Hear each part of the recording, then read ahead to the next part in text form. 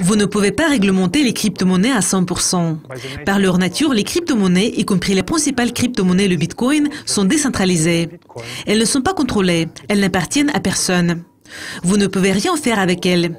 Et si vous mettez un terme à la circulation d'une crypto-monnaie, il y a une autre crypto-monnaie qui apparaît. Maxime, pourquoi le gouvernement essaie-t-il de réglementer les crypto-monnaies? C'est une bonne question.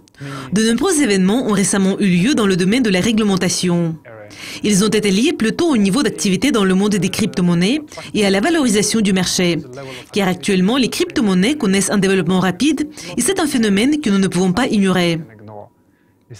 Si au début il s'agissait de 10 ou 20 milliards, aujourd'hui nous parlons de 100, 120, 140 milliards. Donc, comme je l'ai déjà dit, c'est un phénomène que nous ne pouvons pas ignorer. Et d'autre part, il est important de parler des crypto-monnaies, car il y a déjà eu des arnaques et des tentatives de créer des schémas financiers illégaux. Donc, évidemment, le gouvernement doit réagir à cette sorte d'activité.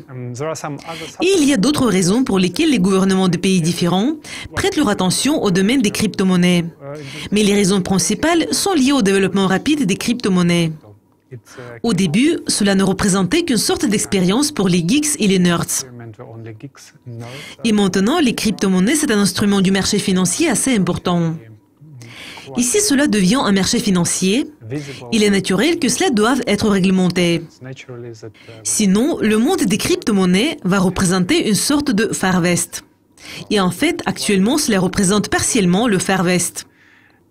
Et comme l'histoire nous l'a montré, à un certain moment, le Far West devient plus réglementé, plus organisé. Et ce n'est pas mal du tout. C'est un processus tout à fait naturel dans le domaine des crypto-monnaies qui connaît un développement rapide. Les crypto-monnaies seront-elles réglementées à l'avenir? Vous ne pouvez pas réglementer les crypto-monnaies à 100%. Par leur nature, les crypto-monnaies, y compris la principale crypto-monnaie, le Bitcoin, sont décentralisées. Elles ne sont pas contrôlées, elles n'appartiennent à personne. Vous ne pouvez rien faire avec elles. Si vous mettez un terme à la circulation d'une crypto-monnaie, il y a une autre crypto-monnaie qui apparaît. Donc, vous ne pouvez rien faire dans ce domaine à moins que les gouvernements du monde entier, pour des raisons différentes, décident de réunir leurs efforts, de considérer les crypto-monnaies comme un instrument illégal et d'interdire la conversion des crypto-monnaies en monnaie fiduciaire. C'est de cette façon que les gouvernements peuvent influencer ce domaine. Mais ce scénario est peu probable parce qu'il y a toujours une concurrence entre les gouvernements. Donc, en parlant du Bitcoin, je dirais que vous ne pouvez pas le réglementer de façon efficace à 100%. En ce qui concerne d'autres projets de base dans ce domaine, il est à noter qu'il y a des crypto-monnaies que nous pouvons réglementer, car ils sont gérés par certaines sociétés ou certains gens. Vous pouvez adopter des lois, vous pouvez envoyer des responsables en prison, etc. Cela veut dire que vous pouvez réglementer ce domaine d'une certaine façon. C'est tout à fait possible. Et nous pouvons diviser les protocoles, c'est-à-dire les crypto-monnaies, en deux catégories. Il y a des monnaies totalement décentralisées qui n'appartiennent à personne ou qui sont gérées par des groupes anonymes de gens. Vous ne pouvez pas les réglementer. Mais s'il s'agit des projets basés sur ces protocoles, il y a une certaine centralisation. Et ils peuvent être réglementés, ils seront réglementés dans un avenir proche. Comment la communauté des crypto-monnaies s'oppose-t-elle à ces règlements? La seule chose que la communauté des crypto-monnaies peut faire, et nous le faisons pour le moment, c'est d'essayer d'établir des cadres de notre activité ou des processus d'autoréglementation, parce que nous voulons également que les crypto-monnaies aient du succès.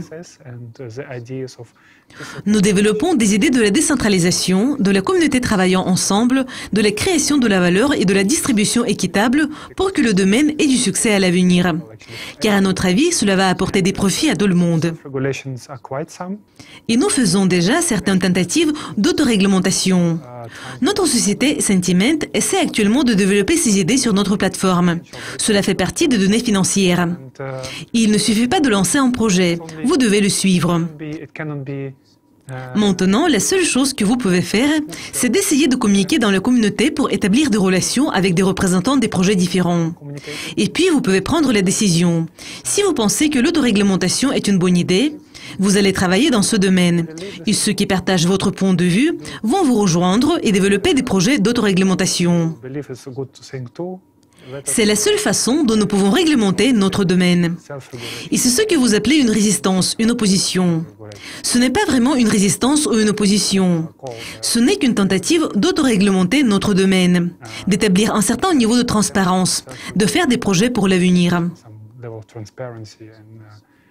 Et nous essayons de montrer que nous travaillons à tous les niveaux, y compris au niveau de l'autoréglementation.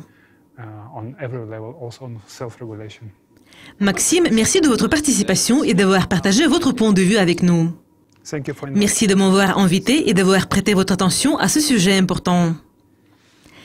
Et merci d'être avec nous. Si vous vous intéressez aux crypto-monnaies, n'hésitez pas à vous abonner à notre chaîne pour découvrir plus de détails à ce sujet. Au revoir.